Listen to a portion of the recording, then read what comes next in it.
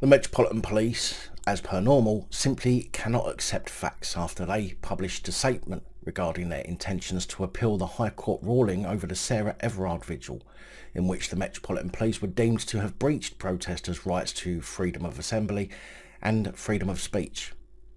Now, you'll likely remember the incident where police told the organisers that they cannot hold the vigil due to COVID, but then hundreds of people turned up anyway, where the police, in their normal compassionate way, descended on the crowd, arresting several of the attendees who were basically paying their respects to Sarah Everard, who was kidnapped, raped and murdered by one of the Met's very own.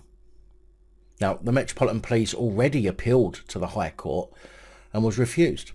The Met are now appealing to the Court of Appeal, seeking permission from the Court of Appeal to challenge the High Court decision. Vigil organisers Reclaim These Streets tweeted news of the latest appeal, saying that the Met would be spending more taxpayer money to continue to fight us in court, adding, "Will it never end?" Quite possibly not, knowing the police. In a statement, the Metropolitan Police said, "The reason we're appealing this case is that we believe there are important points of principle around the role of police in advising organisers ahead of a proposed event and whether that should involve the assessment of the importance of the cause." Yeah, but this time you got it wrong, as clearly indicated by the High Court. Suck it up, Buttercup. Get over it. I added, "We believe that clarity around these issues is of the utmost importance both for citizens and their right to free expression, and for the police in how they enforce legal restrictions while remaining neutral."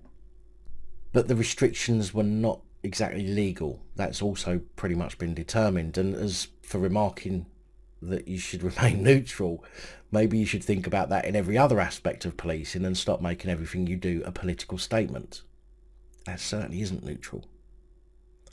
The High Court ruling itself ruled that the Metropolitan Police had failed to perform its legal duty to consider whether the claimants might have a reasonable excuse for holding the gathering.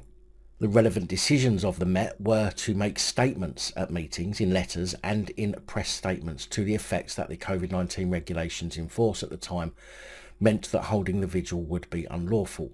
Those statements interfered with the claimants' rights because each had a chilling effect and made at least some casual contribution to the decision to cancel the vigil.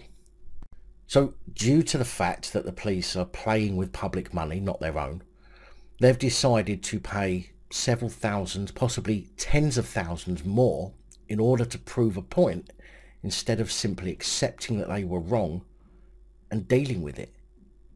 I mean, isn't that what we have to do when we make the wrong decisions? Now, this will be an interesting case to see where it goes and what their exact argument will be, but as always, when I hear of anything, I will bring it to you here on the channel.